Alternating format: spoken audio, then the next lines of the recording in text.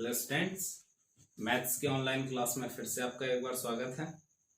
Students, इस videos में हम मैट्रिक्स पार्ट 2 स्टार्ट करने जा रहे हैं। इससे पहले वीडियो में मैट्रिक्स पार्ट फर्स्ट आपके पास आ चुका है, तो आज हम इसका भाग 2 आव्यूह का भाग 2 स्टार्ट करने जा रहे हैं। इससे पहले पिछले वीडियो में आव्यूह के बारे में मैंने आपको स्टार्टिंग में जो भी जानकारी आव्यूह से संबंधित थी वो आपको दे दी थी, तो आज उसी का भाग 2 हम स्टार्ट करने जा रहे हैं। देखिए स्टूडेंट्स, आव्यूह के में अब हम जो आगे पढ़ने जा रहे हैं वो इम्पोर्टेंट टॉपिक है आव्यूह के प्रकार। आव्यूह के प्रकार,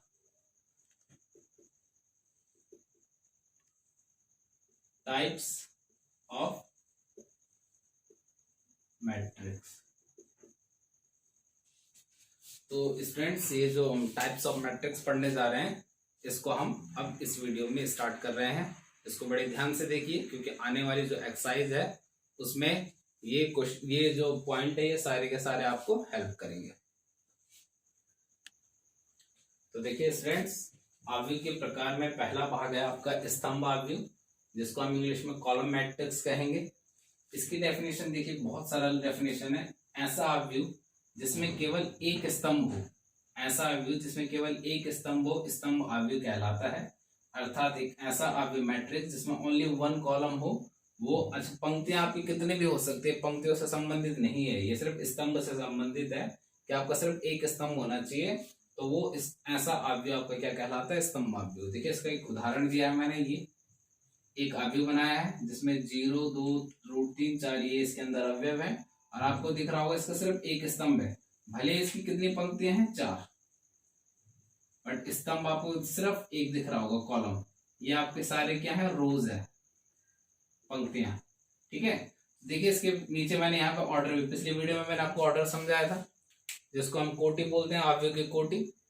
तो ये देखिए 4 इंटू 1, क्योंकि लिखते हैं ना m इंटू एन की फॉर्म में, हम इसकी कोटि m इंटू एन ऑर्डर लिखते हैं।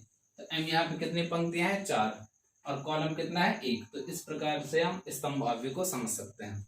ठीक है स्टूडेंट्स, इसको साथ साथ में आप नोट भी करते रहिए।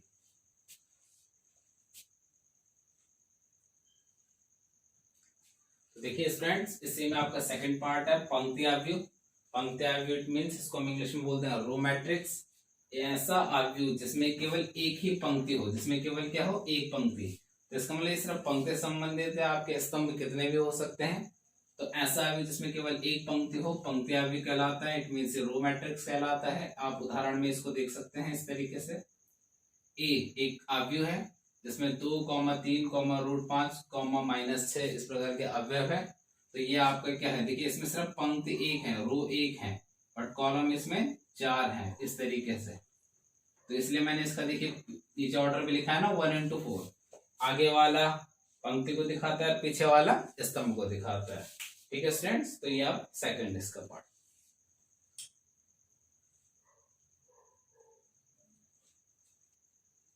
स्टूडेंट्स, इसी में आपका तीसरा टाइप्स है वर्ग आव्यूह, जिसको इंग्लिश में स्क्वायर मैट्रिक्स कहा जाता है। देखिए इसकी डेफिनेशन क्या है, एक ऐसा आव्यूह जिसमें पंक्तियों, रो तथा स्तंभ, कॉलम्स की संख्या समान हो। इनकी संख्या क्या होनी चाहिए, इक्वल होनी चाहिए, समान होनी चाहिए। तो ऐसा आव्यूह आपका क्या कहलाता है, वर्ग आव्यूह। इसको इंग्लिश में क्या बोलते हैं हम, स्क्वायर मैट्रिक्स। तो जैसे वर्ग होता है ना, जिसके चारों भुजाएं क्या होती है, एक समान होती है, उसी प्रकार ये आपका वर्ग आव्यूह है। तो आप देख सकते हैं, जैसे एक उदाहरण है, एक आव्यूह है जिसके अवयव इस प्रकार से हैं।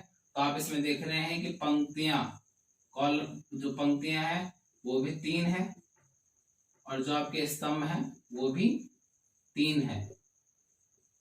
तो इसीलिए मैंने इसको देखिए ऑर्डर क्या है, 3 इंटू 3, 3 इंटू 3, जिसमें पंक्तियां तथा स्तंभों की संख्या समान है। तो इस प्रकार से वर्ग आव्यूह कहेंगे। बिल्कुल इसको ध्यान से देखिए, इसको साथ साथ में आप नोट भी करते रहिए। स्टूडेंट्स देखिए, इसी में फोर्थ पार्ट है आपका विकर्ण आव्यूह, जिसको हम इंग्लिश में डायगोनल मैट्रिक्स कहते हैं। देखिए ऐसा आव्यूह जिसमें विकर्ण आपको पता होगा इस तरीके से, ये आपका इस तरीके से जो लाइन होती है, स्लैंट लाइन, तिरछी रेखा।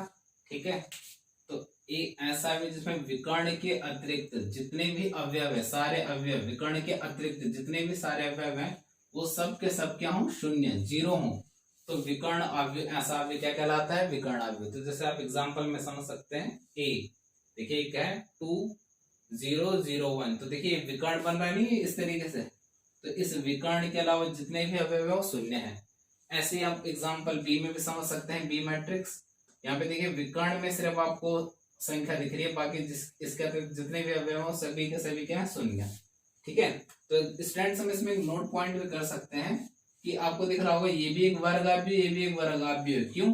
क्योंकि इसमें स्तंभ और पंक्तियों की संख्या समान है, इसमें भी स्तंभ और पंक्तियों की संख्या समान है। तो हम कह सकते हैं कि प्रत्येक वर्ग आव्यूह एक विकर्ण आव्यूह हो सकता है, प्रत्येक वर्ग आव्यूह एक विकर्ण आव्यूह हो सकता है यदि उसका विकर्ण के अतिरिक्त जितने भी अवयव हों वो सभी के सभी शून्य हों। ठीक है स्टूडेंट्स, आप इसको साथ साथ में नोट भी करते रहिए।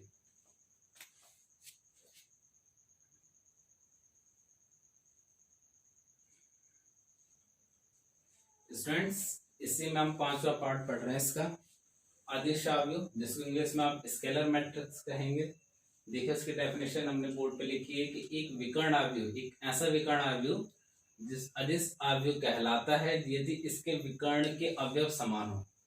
एक ऐसा अवयव वो विकर्ण होगा अगर उसके विकर्ण के सारे अवयव क्या हो, एक समान हो। तो देखिए इसके उदाहरण में आपको दिख रहा है कि एक एग्जांपल ए अवयव दे रखा है -1 0 0 -1। तो देखिए विकर्ण में जो अवयव है, विकर्ण में जो अवयव है वो दोनों के दोनों क्या है, एक समान। सेम इसी तरीके से विकर्ण में जो भी आपको अवयव दे रखे हैं वो एक समान है। प्रत्येक अवयव को लिखते टाइम आप उसका क्रम जरूर लिखिए, इससे आपको एक आदत बन जाएगी और आप इसको भूलेंगे नहीं। ठीक है, m×n वाला ऑर्डर। ऐसे ही छठवें भाग में हम जाते हैं, तो उसका छठवां भाग है तत्समक अवयव, जिसको हम आइडेंटिटी मैट्रिक्स बोलते हैं।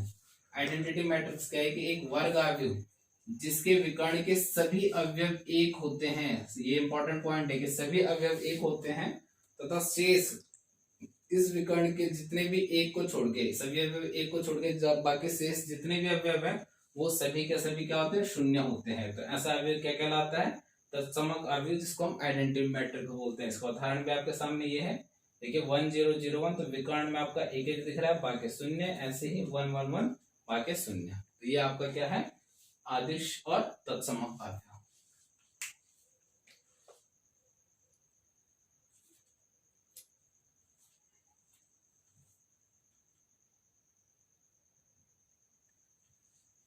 देखिए स्टूडेंट्स, इसमें सातवां है शून्य अवयव, जीरो मैट्रिक्स। ये क्या होता है, एक ऐसा अवयव जिसका प्रत्येक अवयव शून्य हो, ईच एलिमेंट क्या हो, जीरो, शून्य हो, तो ये शून्य अवयव कहलाता है, या इसको एक अन्य नाम दिया जाता है रिक्त अवयव। ठीक है, रिक्त अवयव कहलाता है। तो उसके सारे उदाहरण मैंने आपके सामने इस प्रकार से लिखे हैं कि ऑर्डर ऑफ मैट्रिक्स अगर कुछ भी हो तो शून्य अवयव ही होगा अगर उसके प्रत्येक अवयव शून्य होंगे। इसी में मैंने एक नोट पॉइंट यहाँ पे लिखा है कि शून्य अवयव को हम ओ बिल्कुल जीरो द्वारा निरूपित करते हैं। ठीक है, तो ये आपके सारे अवयव के प्रकार हो गए। अब हम इसमें पढ़ते हैं अगला टॉपिक।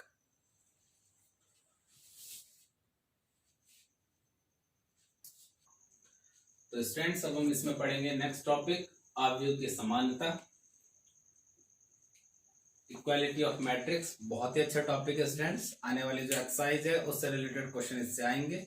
और इसमें मैं आज इस टॉपिक को समझाने के बाद एक क्वेश्चन आपको कराऊंगा और एक क्वेश्चन आपको होमवर्क दूंगा, तो आप उस क्वेश्चन को करके मुझे इस ये व्हाट्सएप ग्रुप बना रखा है, इस ग्रुप के माध्यम से आप भेज सकते हैं। ठीक है स्टूडेंट्स, ये जो ग्रुप बनाया जा रहा है, ये जो पढ़ाया जा रहा है, इसको आप बिल्कुल सीरियसली पढ़ते रहें, क्योंकि ये सारे रिकॉर्ड्स हैं ऑनलाइन शिक्षण माध्यम के तहत जो आपको कराया जा रहा है उस सब की रिपोर्ट बाद में जांची जाएगी। इसलिए मैं अपने स्टूडेंट्स को कहना चाहता हूँ कि इसको सीरियसली लें और अपने जो भी डाउट्स हैं या जो भी क्वेरी है आप अब तक अपने डाउट्स मुझ तक पहुँचाएँ। मैं अपनी वीडियोज़ के माध्यम से या किसी अन्य माध्यम से आप तक जो भी प्रॉब्लम्स का सॉल्यूशन होगा आप तक पहुँचाने की कोशिश करूँगा। ठीक है, तो ये आप लोगों के लिए ही बनाया जा रहा है, आप लोगों के लिए ही ये करा जा रहा है, तो इस चीज़ को बिल्कुल ध्यान से देखिए और इस चीज़ को समझिए कि ये कितना जरूरी है। देखिए अवयव की समानता, दो अवयव ए आई जे तथा बी आई जे समान होंगे यदि पहला वे समान कोटियों के होंगे, इसका मतलब उनका ऑर्डर सेम होगा।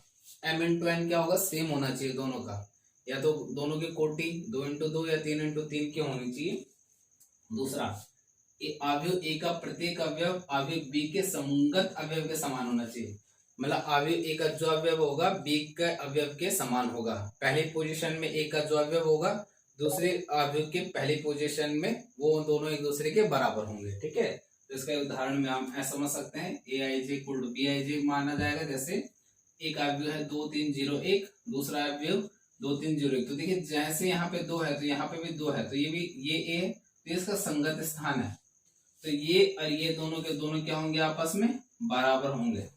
ठीक है, तो इस प्रकार के अवयव को समानावयव कहा जाएगा। ठीक है स्टूडेंट्स, ये बट इसका मैं आपको एक उदाहरण और समझा दूं, यहाँ पे समझा देता हूँ अलग से, कि मान लीजिए एग्जांपल एक अवयव आपका ये है 2 3 0 1 और दूसरा अवयव आपका बी 3 2 0 3 2 1 0 है।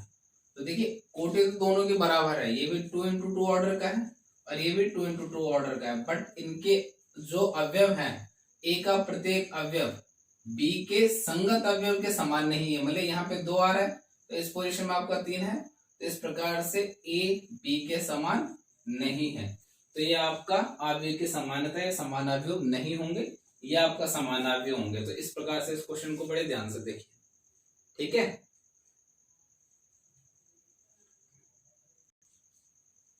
तो स्टूडेंट्स अभी जो हमने अवयव की समानता पढ़ी थी उसके आधार पर इस प्रकार का एक क्वेश्चन आ सकता है। देखिए ये एग्जाम्पल के माध्यम से क्वेश्चन मैं आपको करा रहा हूँ उदाहरण, और इसी से रिलेटेड मैं आपको एक क्वेश्चन होमवर्क में भी दूंगा।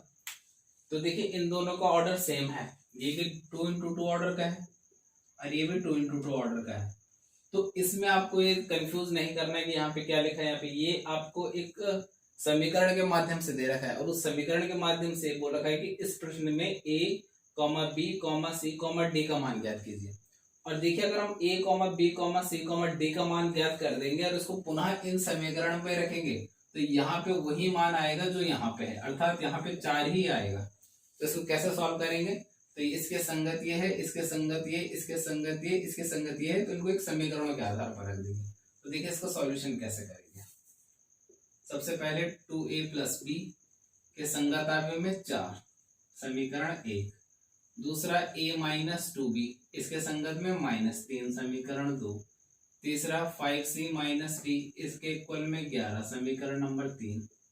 और चौथा 4c प्लस 3d, इसके उसमें 24। तो ये 4 समीकरण हो गई। चारों समीकरणों से हमें क्या करना है, ABCD का मान ज्ञात करना है। तो स्टूडेंट्स करते हैं। तो देखिए आपने 10वीं 11वीं क्लास में पढ़ा है प्रतिस्थापन, विलोपन, बहुत सारी विधियां पढ़ी हैं, तो उन्हीं विधियों के आधार पर हम समीकरणों को सॉल्व करते हैं। तो किसी भी एक समीकरण को ले लेते हैं, तो मैं यहाँ पे इसको सॉल्व करता हूँ। तो मैंने करा समीकरण 1 से, समीकरण 1 से अगर हम चलेंगे तो यहाँ से सबसे पहले मैं किसका मान निकाल देता हूँ, a का। तो 2a बराबर 4 माइनस बी, तो b को 4 के माइनस में भेज दिया, तो a इज इक्वल टू आपका जो a की वैल्यू हो जाएगी वो 4 माइनस बी अपॉन 2। इस तरीके से a की वैल्यू आपकी आ जाएगी। अब इस वैल्यू को हम ऐसे ब्रैकेट बना के रख देंगे और इस a का मान हम क्या करते हैं, समीकरण 2 में उठा के रख देते हैं। तो a का मान समीकरण 2 में उठा के रख देंगे, तो यहाँ से हमको किसकी वैल्यू प्राप्त हो जाएगी, b की। तो समीकरण 1 से या हम ऐसे करते हैं, इसको नया नाम देते हैं समीकरण 5। तो समीकरण 5 से a का मान समीकरण 2 में रखने पर,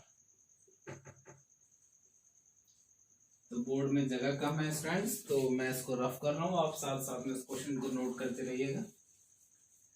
तो मेरे को समीकरण 2 की जरूरत थी, तो मैंने यहाँ पे आपका समीकरण 2, मेरे पास समीकरण 2 क्या है students, a minus 2b is equal to -3। तो समीकरण 5 से a का मान मैं समीकरण 2 में रखने जा रहा हूँ, तो a की जगह में ये वैल्यू पुट कर रहा हूँ, 4 माइनस बी अपॉन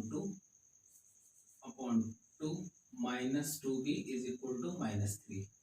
तो देखिए ये अभी मिक्स्ड फ्रैक्शन मिश्र अनुपात में है, तो इसको ऐसे घटा नहीं सकते जब तक इस अपॉन की वैल्यूज को हटाना है। तो उसको हटाने के लिए इस 2 को पहले यहाँ गुणा करना पड़ेगा, तो 2 दूनी 4b upon 2 is equal to -3। अब -b -4b आप जानते हैं स्टूडेंट्स, ये -5 भी हो जाएगा, और इस 2 का यहाँ क्रॉस मल्टीप्लाई, -3 2 जा -6। अब ये कितना हो जाएगा students, -5b is equal to -6, और ये उधर जाएगा तो स्टूडेंट्स ये 4 है, तो 4 उधर जाएगा तो माइनस का हो जाएगा, और -5b -6 -4 -10, माइनस से माइनस कैंसिल, 10/5 और 5 2 जा 10। तो b की वैल्यू कितनी आ गई स्टूडेंट्स, 2। तो जैसे हमको ये b की वैल्यू मिलेगी, इस b की वैल्यू को हम पुट कर देंगे स्टूडेंट्स कहाँ पे, अपने समीकरण 5 में। तो समीकरण 5 पे हम वैल्यू पुट करेंगे, तो ये हो जाएगा a इज इक्वल टू 4 - 2/2, क्योंकि b की जगह 2 रख दिया है, तो आप जानते हैं 2/2, ये कितना हो जाएगा स्टूडेंट्स, 1। तो इस तरीके से हमें a का मान भी पता चल जाएगा 1। तो आप जानते हैं कि हमें a और b का मान प्राप्त हो चुका है। ठीक है, अब हम जाते हैं c और d में। तो स्टूडेंट्स 2 मान हम निकाल चुके हैं समीकरण 1 और 3 की सहायता से। ठीक है, अब हमें थर्ड, सेकंड और फोर्थ को, क्योंकि सी और डी इन दोनों समीकरणों में आ रहा है, तो इनको भी सॉल्व कर देते हैं और सब मानों को एक साथ लिख देंगे बाद में। तो समीकरण 2 से, हम क्या लेंगे, 5c - d is equal to 11। यहाँ से मैं c की वैल्यू निकाल देता हूँ, तो 11 प्लस d उधर जाके पॉजिटिव हो जाएगा, और c is equal to 11 plus d upon 5। तो इसको नाम दे देते हैं हम स्टूडेंट्स समीकरण नंबर 6। अब समीकरण 6 हमने नाम दे दिया, तो समीकरण 6 से c का मान समीकरण 4 में रखने पर, तो देखिए स्टूडेंट्स समीकरण 6 से हम इसका मान सीधा 4 में रखते हैं, तो 4c की जगह यहाँ पे ये वैल्यूज पुट कर देंगे, 11 plus d upon 5 plus 3d is equal to 24। तो इसको हम सॉल्व करेंगे, तो स्टूडेंट्स ये क्या हो जाएगा, 4 into 11 44, 4 plus into d 4d plus 3d upon 5 is equal to 24। देखिए स्टूडेंट्स अब मैं इसको ऊपर सॉल्व कर रहा हूँ, तो ये हो जाएगा यहाँ मल्टीप्लाई 44 प्लस 4d एंड 5 3 जा 15d upon 3 is equal to 24। तो स्टूडेंट्स अभी हो जाएगा 44, 5 15 और 4 होता है 19d, और ये क्रॉस मल्टीप्लाई में इधर चले जाएगा 24 इंटू 3। तो स्टूडेंट्स हो जाएगा 19d, ये होता है आपका 72, 44 माइनस में, और ये हो जाएगा आपका स्टूडेंट्स 6 में हो गया, कहीं पे कुछ मिस्टेक्स हुई है, 4 into 4d plus 3d 11 plus d 5 44 plus 4d 5 3 15d 19d, और ये तो देखिए स्टूडेंट्स यहाँ पे 5 था और यहाँ पे हमने गलती से क्या लिख दिया 3, तो यहाँ से मिस्टेक हो रही है, इसको हम कोई नहीं सॉल्व कर देंगे आसानी से। इसको ये 5 है, क्योंकि देखिए यहाँ पे 5 है ना कॉन में, तो हमको 5 लेना पड़ेगा। ये 44 plus 4d and 4d 15d 19d और 24 इंटू 5 इस प्रकार से हो जाएगा। ये अभी हो जाएगा 44 प्लस 19d, और ये 5 4 से 20, 5 2 से 10, 120, 19d 120 माइनस 44, 10 में से 4 गया 6, 11 में से 4 गया आपका 7, तो ये 19d। तो d इज इक्वल टू हो जाएगा आपका 76 अपॉन 19, और आपको पता है 19 4 से कितना होता है 76, तो d की वैल्यू स्टूडेंट्स आपके पास कितनी आ जाएगी 4। अब हमारे पास ठीक है स्टूडेंट्स, एक छोटी सी मिस्टेक के कारण यहाँ पे कैलकुलेशन में प्रॉब्लम हुई थी, बट वो मिस्टेक हमने सॉल्व कर दी है। इसको हम आसानी से मिस्टेक को सही करके इसको सॉल्व कर दिया है। तो इसको हम आसानी से कर सकते हैं। अब लास्ट में इसमें सी की वैल्यू बची है, तो इस डी की वैल्यू को पुट कर देंगे क्वेश्चन नंबर 6 में। तो स्टूडेंट्स मैं इसको रफ कर रहा हूँ, आप नोट करते रहना। तो इस वैल्यू को यहाँ पुट करेंगे तो ये 11 + 4 अपॉन 5, 11 + 4 15 अपॉन 5, 5 3 = 15। तो इस तरीके से सी की वैल्यू 3। तो यहाँ हमें सारी वैल्यू मिल गई। तो इस तरीके से हमको पता चल गया कि ए हमारे पास वैल्यू थी 1, बी की वैल्यू 2, सी की वैल्यू 3 और डी की वैल्यू 4। तो इस तरीके से हमें चारों वैल्यू प्राप्त हो गई है। तो ये हमें सारी वैल्यू पता चल गई है। तो आप आई होप ये क्वेश्चन आपको समझ में आया होगा। तो इसी से रिलेटेड मैं आपको एक क्वेश्चन होगा। तो स्टूडेंट्स ये क्वेश्चन बहुत ज्यादा इंपॉर्टेंट है आपके एग्जाम पॉइंट ऑफ व्यू के एग्जाम के हिसाब से। ये उत्तराखंड बोर्ड में ये क्वेश्चन बहुत बार आया है। इस क्वेश्चन को बड़े ध्यान से करिए, ठीक है। तो ये क्वेश्चन आपका 2 मार्क्स में पूछा जाता है। इसके बाद एक मैं आपको क्वेश्चन बताऊंगा, तो आगे से एक 6 नंबर का क्वेश्चन भी आता है, बट ये भी बहुत इंपॉर्टेंट क्वेश्चन है। तो इसको आप बड़े ध्यान से देखिए। और इससे रिलेटेड ही मैं आपको अब एक होमवर्क देने जा रहा हूँ, ठीक है स्टूडेंट्स। उससे रिलेटेड मैंने आपकी एनसीईआरटी बुक्स एक्सरसाइज 3.1 का ही ये क्वेश्चन आपको होमवर्क में दिया है। तो उस क्वेश्चन से देख के, उस क्वेश्चन को देख के आप ये क्वेश्चन आसानी से कर सकते हैं। तो देखिए क्वेश्चन है, निम्न समीकरणों से एक्स वाई तथा जेड का मान ज्ञात करें। तो आपके पास ये 3 क्वेश्चन है जिसमें एक्स वाई जेड की फॉर्म दी गई है। तो आप इन क्वेश्चनों को आसानी से कर पाएंगे। अगर ये क्वेश्चन नहीं हो पाते हैं तब भी तो आप अपनी प्रॉब्लम्स व्हाट्सएप ग्रुप के माध्यम से या यूट्यूब वीडियो में कमेंट करके आप मुझ तक पहुंचाइए। नेक्स्ट वीडियो जो भी आएगा, आपका जो भी दिक्कत होगी उस सारी दिक्कत को मैं नेक्स्ट वीडियो में आपको सॉल्व करके दूंगा, ठीक है स्टूडेंट्स। तो लगातार टच में बने रहें और वीडियोस को ध्यान से देखते रहें, ठीक है। Thank you.